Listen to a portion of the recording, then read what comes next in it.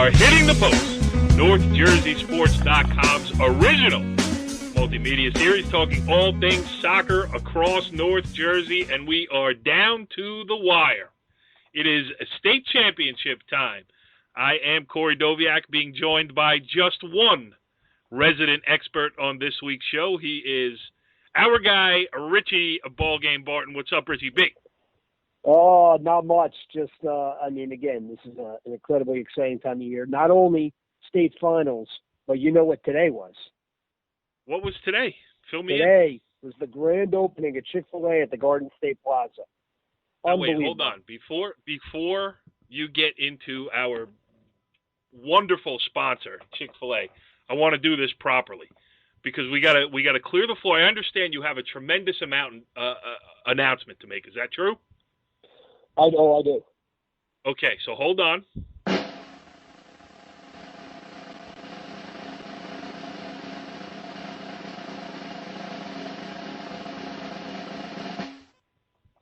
You have the floor, Richie B. Go ahead. All right.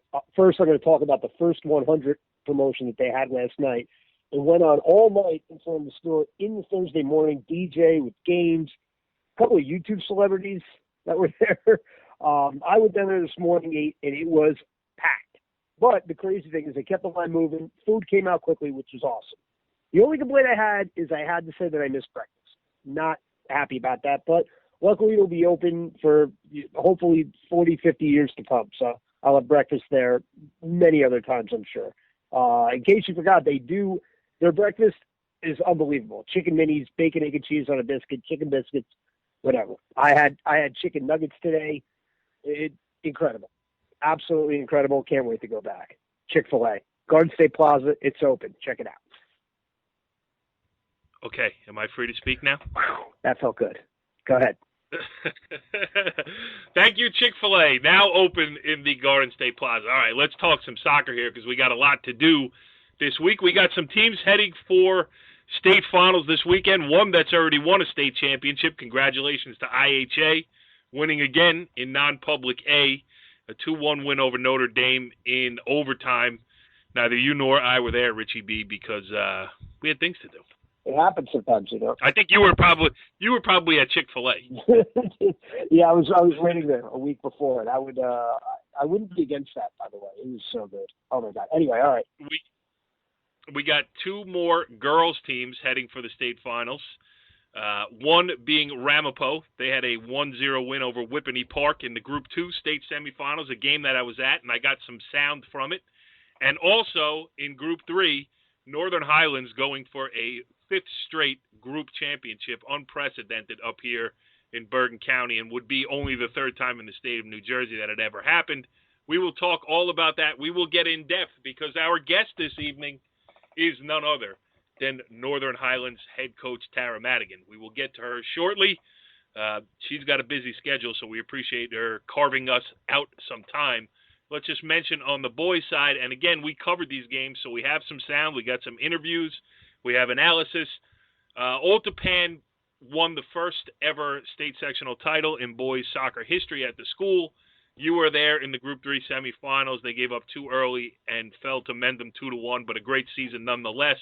So our last, and Waldwick also lost in the Group 1 semifinals, 1-0. Another great season for the Warriors. And our last boys team left playing will be Sunday at Kean University. The Garfield Boilermakers headed back to a state final for the first time since 1973. Great game the other night against Pascack Hills in the Group 2 semis. I was there. I got sound. We'll get to it all. All right, well, we saved the heavy hitters for the end of the season here on Hitting the Post on NorthJerseySports.com. And joining us on the Moe's Southwest Grill Hotline, I guess maybe I probably shouldn't use the term heavy hitters. It doesn't correlate well. But I will say, how about this? One of the best public school girls soccer coaches, not currently, but in the history of New Jersey girls soccer, joins us now. Tara Madigan, thank you for joining us here on Hitting the Post. You got it, guys. I'm glad I made you guys wait this long. It's always a cat and mouse game with Rich, and I wish we taped the conversations we have during the season. Like, should we try to get Madigan this week? Because sometimes we're afraid to approach you. I got to be honest. Yeah, that's a good thing. That's a good thing. You know why I don't approach her? Because she goes to bed at like 7:30 at night. Well, that is very true. You know, during season, it's pretty exhausting. I'm not going to lie, especially after the other night. I mean, I think that my internal organs turned 60, so you know, my bedtime might be 6 o'clock nowadays. Yeah, well, we got a lot to talk to you about, but let's first start with that the other night. And you know, I spoke to you on the sidelines. We were watching a boys' game together, and you had mentioned to me that you were worried about West Morris in the state semifinals. Now, you know, you hadn't gotten there yet, but you said if you had gotten there, you know that was going to be a tough battle, and it was a tough battle. Yeah, you know, West Morris played us very, very well. I thought that out of the teams that we played this year, I thought that they certainly came to play us at their best level, and I think that was their best game of the year. I think that, you know, compliments to them that it was our toughest game of the year as well. So, you know, credit to them and what they did the other night, you know, especially their goalkeeper. Their defense, I thought, was outstanding. And on their offensive end, they had quite a few opportunities, and that game really could have went either way. Richie, you were at the game. You're right. I was at the game. So ask her something about it, will you? I thought you were jumping in there. Very professional. No, anyway. I mean, just talk about what you said at halftime, because not only were they technically sound, but I thought, you know, for the first time that I've seen this year, they were the more physical team. I thought, you know, they won a lot of balls in the midfield and, you know, kind of got you out of your game a little bit. Yeah, I think in the first half we really struggled. You know, I think that coming into the game we had a specific strategy that we were hoping to execute, and, you know, I think we struggled with that. And I think they, you know, again, credit to them, I think they came out really strong at the beginning of the game and they put us on our heels. And, you know, anytime that you do that to a team, you know, the emotions take over. People get a little bit more anxious. It's easier to make mistakes when your emotion is taking over. And I think they did a good job of causing that to happen against us. You know, we didn't go to our game plan as well. And I thought part of that was the fact that they did win so many 50-50 balls, you know, particularly in the middle of the field. I thought they had the better of play in the first half, and they clearly had some scary opportunities as well. You know, you guys have been so dominant over the last couple of years, and we've written a lot of stories about Kayla Klatt, your senior goalkeeper. But the story goes she doesn't get that much work because of the defense you guys play and the way you're able to possess the ball and keep it going forward rather than backwards. But you needed her in a penalty kick shootout in her senior year against, as you mentioned earlier, the West Morris keeper was on the top of her game as well, and Kayla Klatt comes big. You know, so it's every piece you need at this time of the season. Just talk about her a little bit and coming through in that spot, because it's one that when you play goalie for Northern Highlands, you don't find yourself in that often. You know, I think something special about Kayla is, you know, when you look at our defensive line this year, last year, even the year before, it's true, our goalkeepers don't really touch the ball that often, which is great. But on the other end, you know, if and when they do, it's usually in circumstances where it's a must save. You know, and the other night, same thing happened. You know, one of those balls could have easily went in the back of the net at the beginning of the game. You know, she was there to make one big save for us. And then you go to PKs, and, you know, I'm on the sideline, and I'm saying, you know, to my coaches, I'm like, just get us one. All we need is one. And, you know, when she came up with that save, honestly, it was a sigh of relief, because I felt like if she had gotten us one save at that point, that we were going to advance. And, you know, we were fortunate that that's what took place. But, you know, she's a very intelligent goalkeeper. You know, she said it to a few reporters the other night. You know, she takes time to look at body language. She reads players' hips and their knees. And, you know, she's a very smart kid. And as a coach, that's the kind of goalkeeper that you want in there. You know, you want someone that's big and athletic and physical and agile and all those other attributes that people want in their goalkeepers. But at the same time, you want someone that's intelligent in moments like that to read PKs. And she's tough, too, because as Richie knows, she has some Pal Park bloodline. Go ahead, Richie B. Don't get started with Pal Park, please. I'm having a great day. Looking ahead towards Colts Neck, I mean, there are not that many teams that you're going to face over the course of the year that can match you talent-wise and speed-wise. Colts Neck certainly can. Talk about the challenges that you face going into that match. Before you do that, though, Tara, is it bothering you at all that he says that West Morris outplayed you and Colts Neck matches you in talent? Is that bothering you at all? I don't think that West Morris outplayed us for the 100 minutes. I think they outplayed us for the first 30. They outplayed you in the first half. Yes, Richie B. For the first half. I don't think they had a shot on goal in the second half. Right. So I wouldn't agree with they outplayed us the whole game, but I certainly agree that they outplayed us for the first 40. So, So all right. Colts So going Neck. back to Colts Neck, it's the same team that we played last year. That can be positive or negative. Really depends on which way you look at it. But at this point, you just got to go with it. And they have a very similar lineup to what they had last year, as do we. Obviously we don't have Hannah Kerner with us, but as a team, she scored a hat trick correct. last year's state final. As a team, we've scored more goals this year than we did last year, and I think that is something worrisome for them.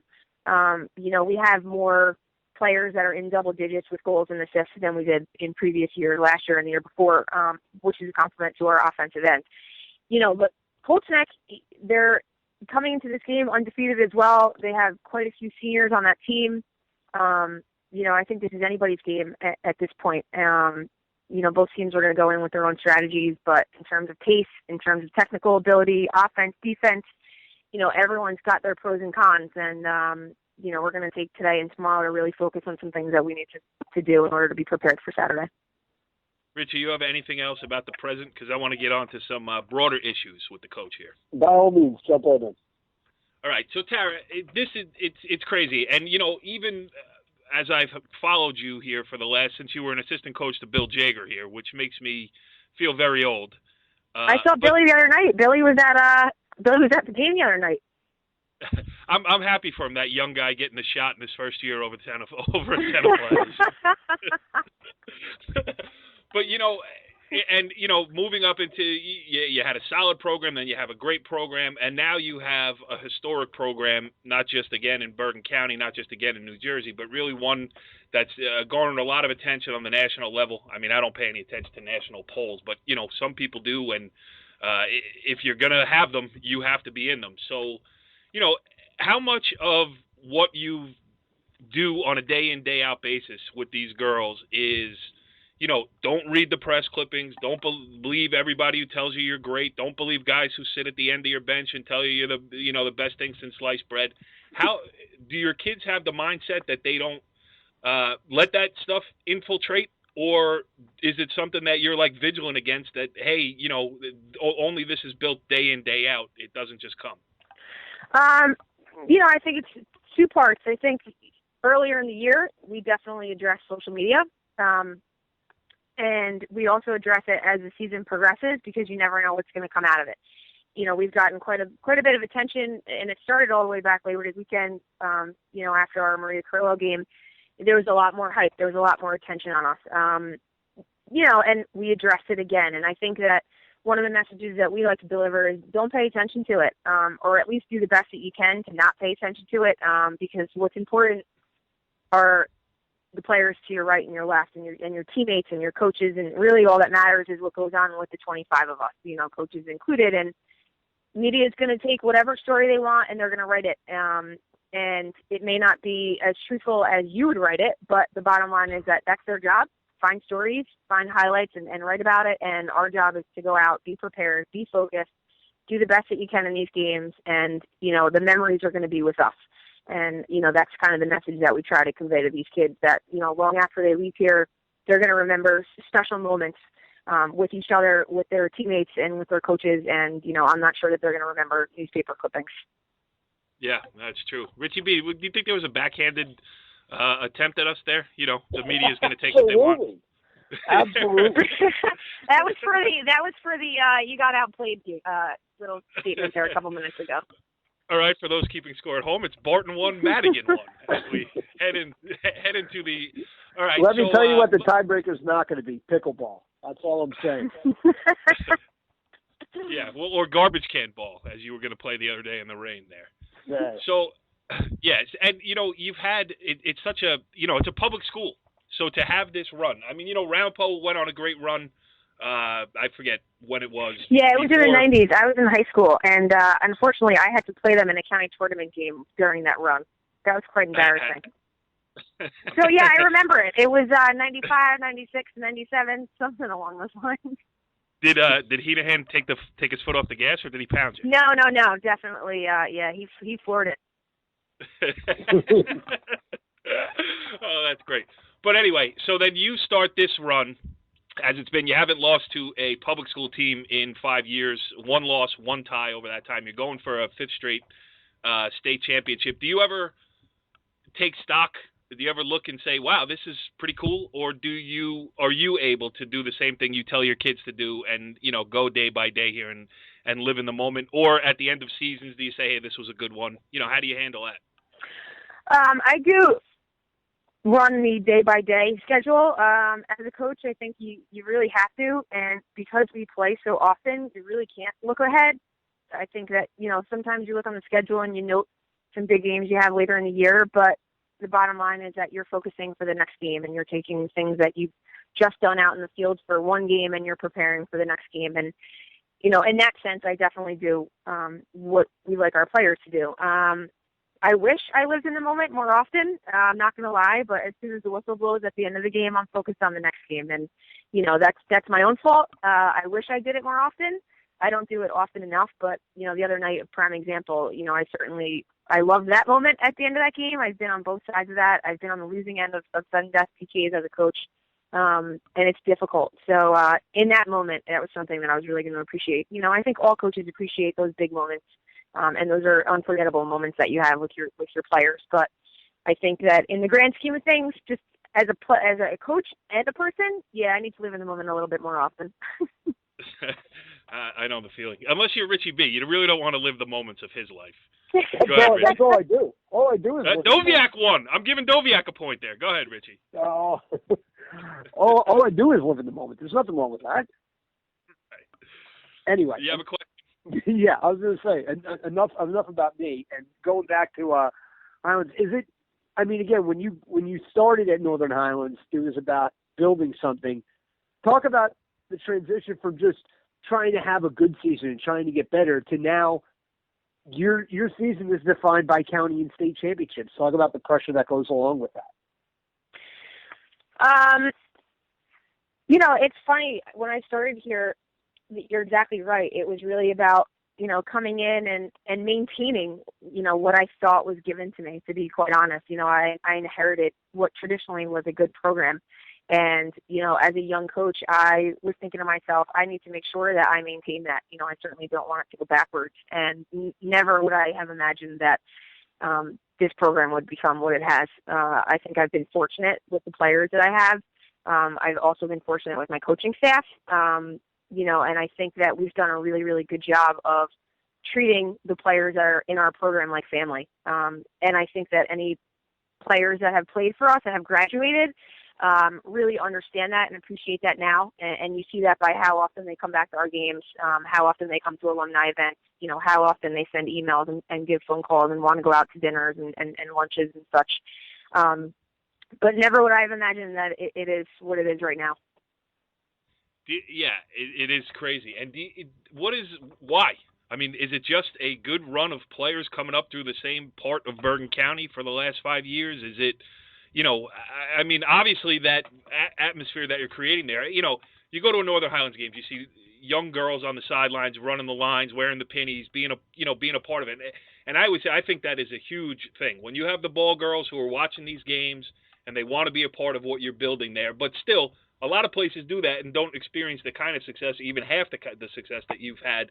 I mean, what do you attribute this run of? I don't want to make it seem like you just have great players and you win, because there's so much more that goes into it than that. But you need those players to win, as you have. And, why Northern Highlands? Why at this point in history? Well, I don't think I'm going to reveal the secret recipe for success. I think I got to save that for maybe a best-selling book. But I would, I can ghostwrite that as well. It's certainly, you certainly have to have talented players. That's something that successful teams certainly need. Beyond that, there are things that you need to instill in these players and instill in your team, and those are things that are values and characteristics that you want them to take with you once they leave your program and they leave high school. And those things include, work ethic and dedication and commitment and selfless.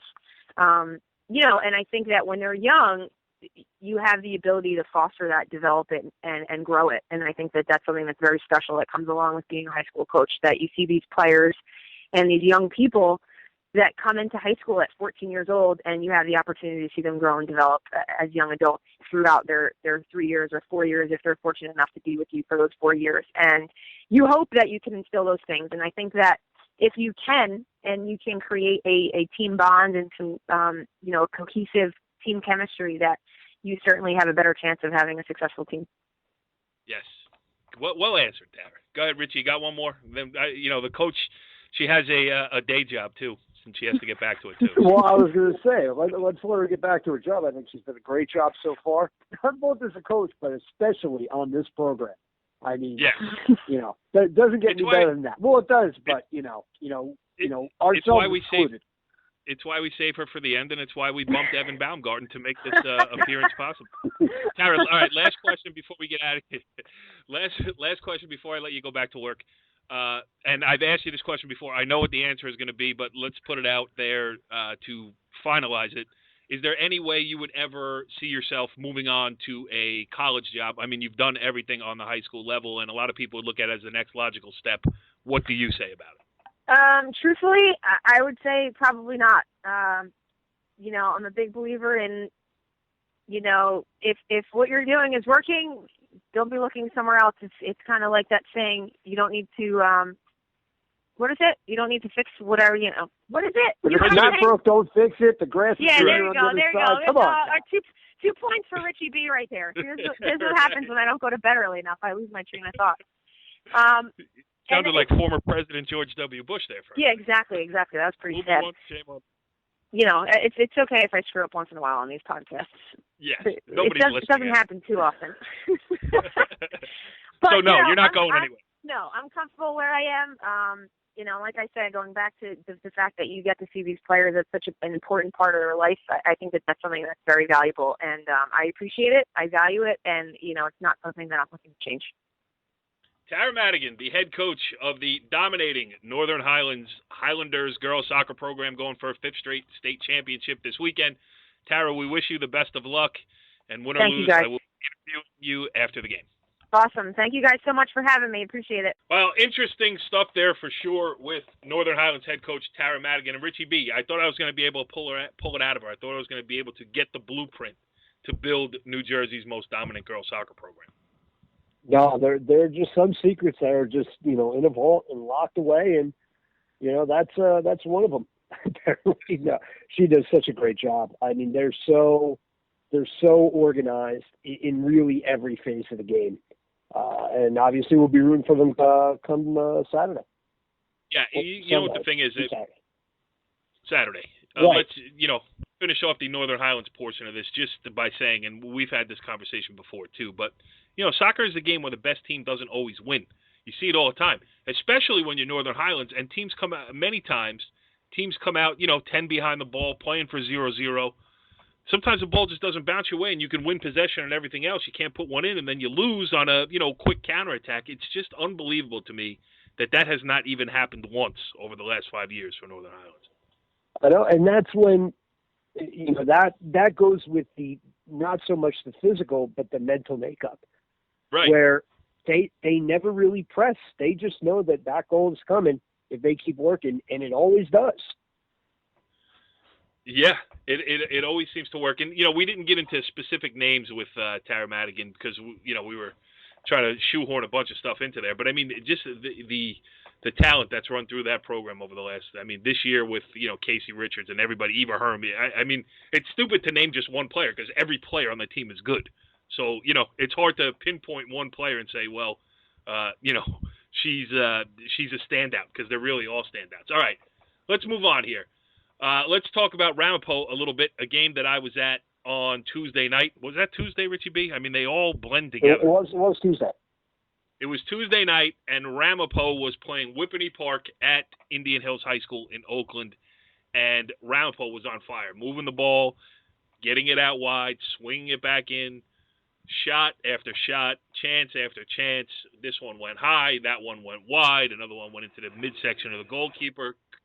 Dominated possession as much as you can dominate it. Created chances, as many as you can create. And 4 minutes to go in the game, and they have 0 goals. So it's 0-0 against Whippany Park, who has some talented offensive players, they're one counterattack away from losing, but they never even gave away that counterattack opportunity to Whippany Park. They were never really in any trouble in the game other than the fact that they couldn't score. Then 4 minutes to go, a ball rattles around in the box. Sommer Cochran gets her head on it and bounces it in. And I thought, Richie, the most important thing for them was the fact that, they just didn't get frustrated and just kept playing. It's very, very easy to get frustrated, especially when, you're a senior-laden team and your season's on the line, and especially when you're playing against a team that, quite frankly, you feel you're a lot better than. Exactly. They were a lot better than Whippany Park. Yeah, because once you get through regulation in that kind of scenario, the other team's they're playing for penalty kicks. Absolutely. And when you get into an overtime scenario where it's only 10 minutes, you kind of have to press. And the fact that Ramapo was able to, just keep attacking and eventually get one past the Whippany Park keeper. Quick question. Ramapo keeper, Lizzie Starakis, how many times did she touch the ball during the game? She didn't have to. Well, actually, I shouldn't say that. She did make one tough save inside the last 2 minutes on a second ball redirect as Whippany Park had pushed everybody forward. She handled it. As it turned out, it came right at her. She didn't have to dive or anything like that. But other than that, really, because Ramapo has 4 seniors on the back line, because they know how to play a high line and keep everything in front of them, she was there really just to cut off the long through balls and everything else. I mean, I don't think Whippany Park got off a shot until that last 2 minutes from inside 30 yards all night long. So, she didn't have that much work to do. But somebody who did have a lot of work to do was Sommer Cochran. And Sommer Cochran is Ramapo's, she is the one who hits their corner kicks. She's known for sending balls in and letting somebody else score. This time she saw the opportunity of ball bouncing around, and here is how she saw that last goal. I think I was lucky to be in the right place at the right time. We had so many opportunities that we just didn't put away, and I think we deserved it, so I'm just happy that I was there and I was able to put it away. Who played that ball to you? I don't know. I think it was just like a bunch of heading going on and stuff, and then I saw it and I just jumped up for it. I wasn't expecting it to go in. I was just trying to get my head on it and everything. And I mean, it was slow motion, everything. I was able to wait afterwards and look. And my teammates were like, "You were just jumping," and I was just waiting for it. Yeah, she got the opportunity to watch it go in. I mean, she made contact probably about 8 yards out on the left. She headed it down. It took one high bounce into the opposite corner on the right. So she got to enjoy the fruits of her hard work before the ball even went in the net. I also caught up with Ramapo head coach Paul Heenehan after the game, and I talked to him just a little bit about what I was talking to you about, which is, just keep going. When you're creating chances, you're not doing anything wrong, even if you're not getting the desired results. And he spoke on the subject. I think it took a tremendous amount of focus and just courage to keep the heads up after having missed as many opportunities as we did. A lot of people would have hung their heads. You would have said, "Oh, why me? Why me?" We just kept playing. And, boy, they trusted each other. They trusted in how we wanted to get into the offensive third. Even when somebody missed a shot, Olivia went right back to him. You know what I mean? Yeah. Gave him the ball again. Oh, no question about it. Look, even at halftime, they knew what it was going to take to get behind the defense, to get it on net. We just had to get it on net. All those opportunities. Right. And you know what? Anybody sitting in the stands, anybody watching from the sideline, it looks easy. It's not easy. Right. And these kids kept focused. I couldn't be prouder of an effort in a big game, end of the year. We get to play on the last day of the season. It doesn't get better than that. Not being able to finish aside, was that as good a second half as you played all? I mean, it was one-way traffic. It was like you were playing half court. I think, but that's what we're capable of doing. We play keep away in practice a lot. And that's why I said to them at halftime, guys, we play keep away. Maybe that was the problem. I told him play keep away, not to score. right. Little adjustment. But the idea was we play two-touch keep away, and we find feet. We're all over the field. Yeah. And you could and see, spacing. you saw the trust in these through balls for the kid to run onto it. I mean, that takes a tremendous amount of trust in each other. So, very, very pleased with this group. And I'll tell you what, they're going to be very, very focused for Saturday. They're going to have to be focused for Saturday because the next opponent in the Group 2 final at Kean University will be Holmdel. the same team that beat Ramapo last year 1-0 on the same field in the same round. So Richie B, Ramapo, everything to play for going forward. Let's face it, this is a dream game. You know, when their season ended and when they, you know, got into off-season conditioning and when the players got together to talk, they talked about getting back to the state final and hopefully getting another shot at Holmdel. Well, here it is. How do they respond? I think they're going to respond quite favorably because let's face it, a lot of this team is back from last year, and you know, a lot of the key players are seniors. You know, Abby Adams, you know, Olivia Crable. You know, I can go on and on. Sommer Cochran, but this is a team that kind of went into this season thinking state title or bust, and this is, you know, it's down to 80 minutes. Hopefully not 100. Please, not 100 on the final day of the season. That's all I can ask for. All right, so that's Ramapo. Getting back to Northern Highlands a little bit, because you got some quotes and you did the hard work. You sent them in. Let's go back and talk a little bit without Coach on the line here. So now, you know, we're not keeping score about who's out zinging who here. Let's talk a little bit about that game. You said that West Morris outplayed them in the first half. Tara conceded the point, said her team obviously outplayed everybody after that. But then it gets down to penalty kicks, and then you got to lean on your senior goaltender, and that's Kayla Klatt. You caught up with her after the game. Kayla Klatt made the save that saved the season, extended it into Sunday, and here she is. We're here with Kayla Klatt. Kayla, I mean, just talk about obviously the nerves that go into the penalty kick now. And you know that your season's on the line, perfect record's on the line. What's going through your mind just going in, you know, to the shootout in general? So going into the shootout, the fact that there are 9 seniors on the team, and it's a goal of all of ours to make it to a state final, was in my head. And I did feel a little bit of pressure because I know that besides our shooters making their shots, I would have to come up with a save. But I tried to stay calm. I tried to ignore the pressure, and luckily I was able to watch the shot and make an important save. On that save, you know, it seemed the first couple of ones, it was almost like you were guessing wrong or you're taking the shot a little late on the dodge. I just have to go to one side and go for it, you know, regardless of what others think. So when I go free kicks, I look at the shooter's mate, and the 2 times before I obviously judged it wrong, but on that one, I got on the line and I told myself, I need to make this save.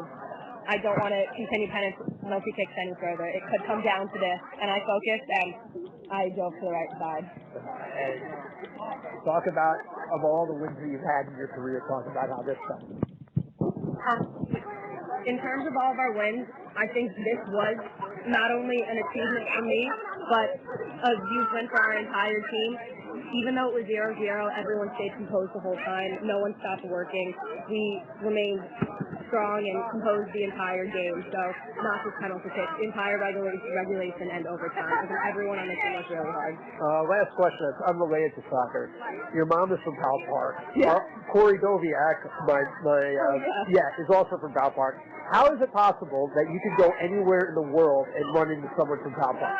I don't know. I feel like there's someone from Powell Park everywhere. We go out and my mom just finds people, you know. Richie B, Powell Park, a little love there in the Northern Highlands girls soccer segment. There's nothing that infuriates me more than Powell Park people loving Powell Park. But it is true. It's hard to go somewhere and not run into someone from Powell Park. But just as long as I'm not around you when it happens, that's all I care about. Well, then you can turn around and walk the other way because you know a 2-hour conversation about the kitchen sink at Lucy's Sub Shop is definitely in the offing there. The other interview you sent in from that Northern Highlands game was Eva Herm. You know, how do you even put into perspective what she's done in her career? I mean, this senior class has lost 1 game, tied 1 game, won the rest of them, 4 state championships. She's a part of it, going for their 4th. You know, the program's 5th in a row. You caught up with Eva Herman. She hit the penalty kick that won it, right? Yes. All right, here's what she had to say after the game. It almost seemed going into halftime that you were surprised that they were really knocking the ball around, creating chances, and it was almost like, all right, this is what we wanted. We've won out teams all year long. Were you surprised by that, or just talk about the? No, we were not surprised at all. Like, we heard they were a good team. We knew they were a good team, so we were expecting them to play hard, play physical, and they're some really good players. They're a really good team on that. So. You had the chances in the second half, had a couple in overtime. Then end up happening, goes to a shootout. Did the finality hit you like, if we don't come out big here, this whole ride is over?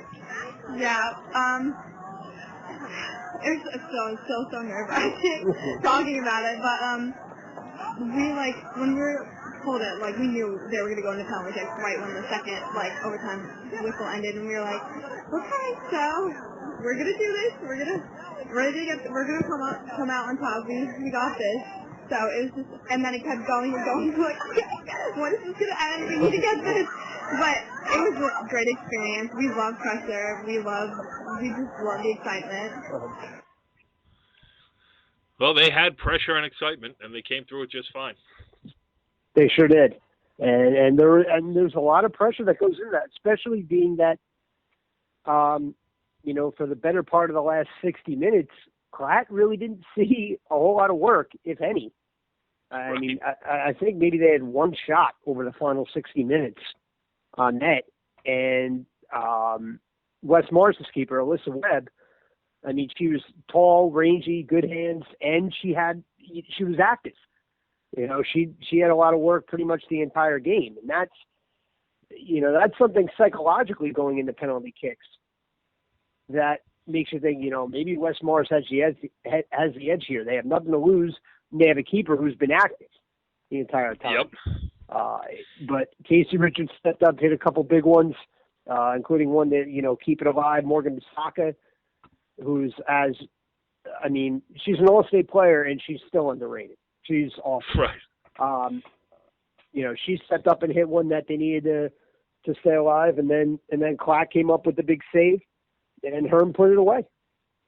What must West Morris be thinking? They've had a couple of good teams over the years, and they've lost at least twice that I know of. This time and 2 years ago, or 3 years ago, against 2 years ago in another great game, and those are the only two games. I mean, even the IHA game last year that Highlands lost, I didn't think IHA knocked the ball around consistently, as much as West Morris did in the two losses that they had. Again, I can't understand the first half. I mean, they really knocked the ball around. And when I saw that game 2 years ago, it was the same thing. They played fearlessly, and they attacked Northern Highlands, which you almost never see.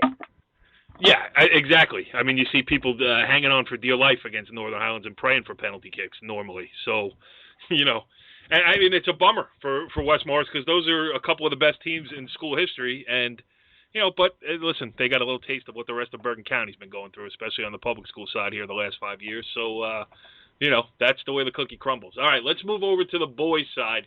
We'll start with the losses. Waldwick had another great season, won a state sectional title, lost 1-0 to David Brearley. And Richie B, how does a team lose to one guy? Yeah, I mean, it's crazy, 1-11. And David Brearley just also, it's crazy, David Brearley. This is inside information. They beat Glen Ridge in the section semifinals in what turned out to be the wackiest goal I've ever heard of. That shouldn't have counted, by the way. Okay. Coming straight from the mouth. I just feel straight from the mouth of a Glen Ridge. I just had to tell somebody this. Sorry. So it's 0-0 at halftime. Glen Ridge is going to kick off for the second half. They blow the whistle. The kids are at the edge of the circle. They're talking what they want to do as far as passing the ball back or just sending it. They blow the whistle. They didn't kick the ball off. They're not even near the ball at this point. A kid from Brearley who's on the edge of the circle comes running up to the ball, boots it all the way into the net. The referee counts the goal 1-0. Is that crazy or what? How is that possible? I mean, the team with possession must touch the ball to start play, no? Exactly. So, to get Coach Wright fired up, that says all. You either have to be me or that has to happen. Paging Jerry Lewis, we need a clarification on that. But you've spoken like a true Glen Ridge homer guy, I should mention. But anyway, but Brearley, apparently from what I heard, it was a well-played game. 0-0 going to overtime, all of a sudden Braley just gets one in on him. I mean, Walworth, though, great season. John Nochi's doing a great job over there again, another section title. But it's been tough for Waldwick. I mean, whenever they get to the group semis, they seem, whether they either seem to run into a great team or just run into some bad luck. But, hopefully they'll be back there next year again and get another shot at it. Maybe he'll even come on the show. Don't hold your breath. Yeah. All right. Now the game that you were at on Tuesday night down in Basking Ridge, Old Tappan, best season in school history. Well, I don't know if I can really say that because they did win a Bergen County title a few years ago, which is just as hard, if not harder, than winning a state sectional. But the Golden Knights won the first state sectional championship in school history this year. A great run, a great game against Indian Hills in the sectional final. No one gave them much of a shot against Mendham, who had scored 1.4 million goals this season. And, Old Tappan, you take it from there. You were there. Yeah, and you remember the text that I immediately sent after the second goal. I believe it said 2-0 on 2 shots. Old Tappan has no shot, I believe is what you said. Yeah, Old Tappan came out like a deer in the headlights, and Mendham came out aggressive. And all of a sudden, after that second goal, I don't know if it was them just being angry or just saying, you know what, we're not going out like this. And they had the better play by, I thought, a pretty wide margin pretty much from that point on. And also, in all my years of playing soccer and covering soccer, I'm not sure I've ever seen a goal scored this frantically with no time left. I mean, they were knocking on the door for pretty much the last 18 minutes of the half. And then all of a sudden, now the official time is being kept up in the booth. There's a referee there, so he's counting down the final 10 seconds. Which is great, by the way. That's the way they do it in the Bergen County tournament, and it should be done all the time. You should be able to know how much time is left. I totally agree. And so they, gets fouled. Andrew Scolacci's setting up a free kick. They're counting it down. And I felt like I didn't even feel like he was going to be able to get the kickoff, let alone get a hard ball on net. So he, it's like about 40 yards out. He knuckles a rifle into the box. Lewis Long just gets ahead on it to flick it past Mendham keeper Zach Bible as time expires. And now all of a sudden mayhem ensues because Mendham's saying that there's no time left. And the side judges come in, like they don't know what to do, but the ref was adamant. He called it a goal, and they talked it over for 2 minutes, and they kept the goal. So now it's 2-1, and Old Tappan's got a lot. It was a goal. Okay. I mean, normally they would put 1 second back on the clock and make the kids come back out, but nothing good could have come out of that. Right. It was a goal, 2-1, going in the second half, and Old Tappan, hey, they had their chances. That's all you could do is win as much possession as you can, play your style, and have as many chances as you can. And they had a couple shots from about 20 yards out in like a 2-minute span that were right at the keeper. I mean, hard shots, but right at him. A couple feet to the left or right, and you're talking a different game, maybe a different outcome. But kudos to Old Tappan, especially after what happened with the whole Bergen County tournament fiasco. Right.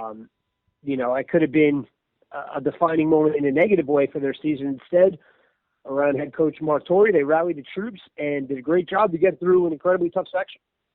Did you say head coach Mark Torrie? I sure did. Say no more. Obviously, this is a tough one. Got off to a sluggish start. Not just talking about the first goal so much as the second goal. I mean, not because you can't let a kid win the end line like that. No, and then we won't pick it up in the middle or track and run it to the midfield, and but yeah, it's a sluggish start. But then from then on, we did all right. Obviously we got the goal. We actually had a couple of chances here in the first half, and then we got the goal right at half time, and then came out flying. The second half hit the bar twice, and maybe another day the ball goes the other way. But we just dug ourselves too big a hole to get out of, really. So. But I'm proud of the boys, proud of the way they came back, and overall I couldn't be happier on the season. But obviously we wish for a better result tonight. But Richie said that is the last time that we will hear from head coach Mark Torrie this year. The Scottish brogue, although he will continue to use it at his Harrington Park school physical education classes, we will not be hearing it on the air until next year. It's sad. It's a shame. I mean, the guy along with Mark White, the Paul Girls Soccer Coach, two best voices in Bergen County. Yes. And, in North Jersey, I should say, hands down. Yeah. Good stuff, Richie B, on the Old Tappan. All right, let's talk about the other one. So the one boys team that we will have playing on Sunday at Kean University, looking for the program's first ever outright group state championship in their first trip to a state final since 1973. Needless to say, people were pumped up around the Garfield boys soccer program after their 2-1 win against Pascack Hills. And Richie B, it's a tight-knit group, Garfield. So there were a lot of people enjoying this run. Yeah, and that's what you get when you get the group ones, especially a community like Garfield, which is a small, tight-knit community. And, you know, a lot of guys that grew up there are either still around there or coaching there or teaching there. And, you know, it's a real community. And it's a community that loves soccer and hasn't been in a state final in, over 40 years. So, you know, for them to get this far, an absolute great accomplishment. Mark Piccolo is doing one heck of a job because this Garfield team really knows how to keep their emotions in check, and they seem to play their best when it comes to the end of the game. Yes, well, that is exactly the case on Tuesday night because Pascack Hills, listen, these two teams met in a game that I covered at the Bergen County tournament, round of 16. Garfield hammered them. 4-1, could have been 6-1.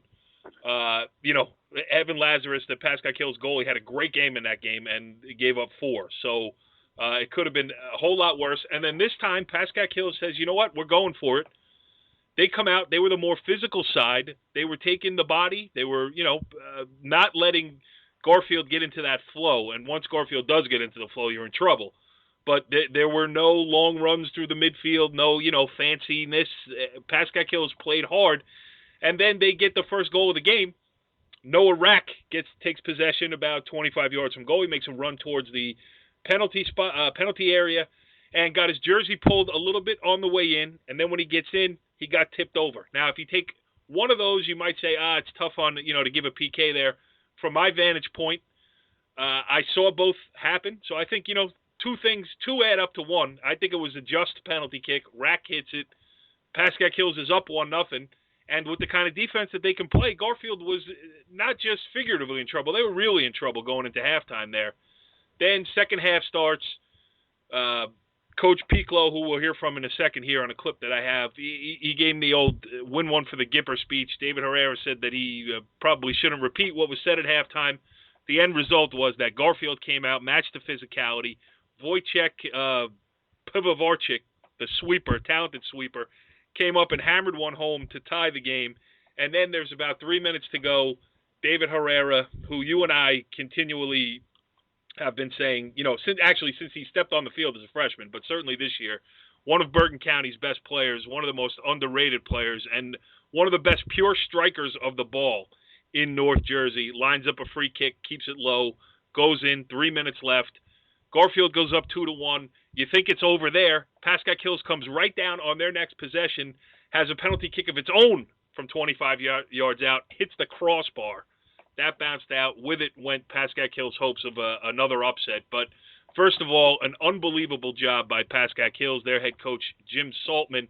Well, let's get to him first. Here are his thoughts after the game. Kind enough to give us a good 5 minutes. I chopped it down quite a bit here, but, you know, had everything in perspective. You're always disappointed whenever it ends, but I'm proud of them. I mean, we made such a good run. You know, early on, I don't think anyone gave us much of a chance for league, and we ended up a half game off league. We probably could have won that. You know, no one, I don't think, gave us much chance with states, and, you know, we made it through the sectionals, and we played a great team. I mean, Garfield has an offensive machine. You know, we were playing well with them. We were either ahead or were tied with them for, you know, most of the game. But you know, that you can't give them any kind of a break whatsoever, and, you know, give credit. They can hit the ball. They know what to do on offense. They move the ball well. I mean, the hustle that they came out with second half, you know, kind of, you know, we thought we saw what they had first half, and second half they dug a little bit deeper, and we kept fighting, and we almost had it. There was the direct we had there at the end that hits the corner. We got that 3 inches down. We're still playing. So over the years, haven't seen you. You've made great progress, and you got a consistent soccer program here, which you have not had on the boys' side. No, pre your arrival. Right. Thank you. And we have, some nice youth to come up and whatnot. I mean, there's always the possibilities. And I think, getting this far makes the program hungrier, so it's always that much nicer There's for kids up there watching it, saying I want to be a part of it. Exactly. So, it sets a good tone there. Of course, I'm losing, 12 seniors, 9 of them are starters, so, it's going to be a changeover again and everything. But they did such a good job motivating the program and getting everyone up, and even the fans in the stands and everything. Looked like a basketball. Looked like a Pascack Hills basketball game. Exactly. The Cowboy Crazies were there for us. So, what more can you really ask out of everyone? Yeah, great job by Pascack Hills. And you could feel a building there over the last couple of years under Jim Saltman, and they've really raised the profile of that program, which has had a strong girls program under Scott Ernest for many years. Yeah, I mean, the boys' team has been coming up, and they are as scrappy of a team as you'll see. I mean, they great word. Yeah, they never give up on the ball. They are not afraid to be physical, and they hustle after every ball. And when you do that, and you don't really make crucial mistakes, you're going to be in games, and they had an up and down season, but got a hot run and rode it all the way to a section title. I mean, that's about as good as you can ask. Absolutely. Even better though for Garfield now. The Boilermakers are in uncharted territory for the program. As we mentioned, all of the players that they have, Jorge Salas, Oscar Sanchez, Dave Herrera, all of this, and it will be nuts if Garfield can go out and finish this thing off on Sunday. And, one of the interesting things, Richie B, before we get to Mark Picolo's quotes here, is that, a game you covered, Garfield against Harrison, Garfield wins that game. And if you beat Harrison and then do not go on to win a outright state championship, it's a disappointment, because all you really did then is clear out the tournament for somebody else to win it, because it's usually Harrison. You know what I'm saying? Yeah. I mean, let's face it, Harrison, in any state tournament they've been in over the last, 10 years, they've been the favorite to win the group. And, for Garfield to go to Harrison and beat Harrison, you had to get to Pascack Hills and get one step closer to where you want to be, which is, a state championship. Yes, and after that one step, here is what Mark Picolo had to say. Oh, this is great. I'm very happy for the program. I'm happy for the school. First time in 40 years that we're back to the group final. And I'm thrilled for everybody. For 40 years of players that have been through this, just everybody that's been here. Tough because, you beat this team 4-1 in the counties. They go up 1-0. They start playing with confidence. You guys really had to work. Absolutely. They made us work. They did a tremendous job preparing for this game. They took a lot out of us in the first half. The second half we came out to play, and, we did it. I mean, it wasn't pretty. We knew they were playing much better soccer. I mean, they beat Ramsey twice, once in the regular season, 5-2, I believe, and in the state final. So we knew this is a formidable team. I thought constant pressure in the second half. That's what we needed. That's the one thing that was lacking in the first half. We were giving them too much time, too much space, and that was a big turning point in this game, was the second half coming out and applying all the pressure. How confident were you when Dave got that, lined up that free kick there? We've seen him do it a million times. Anytime he's around 25 yards and in, and Dave's got the ball with a free kick, he's dangerous. And he's proven time and time again in county tournaments, state tournaments through the 4 years he's been here, that he's a big-time player. So what, you get to a state final now. Do you feel like you got to win it? You cleared Harrison out of here. You got to go for it. You just cleared it for somebody else. You got to go for it. Once you're here, you got to go for it. There's no sense. Second place is nothing. Like we tell the guys. Sprinkles are for winners, and that's what we're going for. We're going for all the sprinkles. Richie B. Garfield going for all the sprinkles. I love that. I'm not a big fan of sprinkles myself, but if sprinkles would equal a state championship, then sprinkles it is. Yeah. All right. So it's state championship this weekend. 2 girls games on Saturday, 1 boys game on Sunday. We'll have it all covered here on NorthJerseySports.com. We will do a show next week to wrap everything up. We will try to find our wayward resident expert, Jim Fusey, somewhere around here. We hope he makes his triumphant return and soon. But Richie B, you better go out and run a couple laps, maybe work off some of that Chick-fil-A. I'm going to need more than a couple to work off all I need. Follow the leader.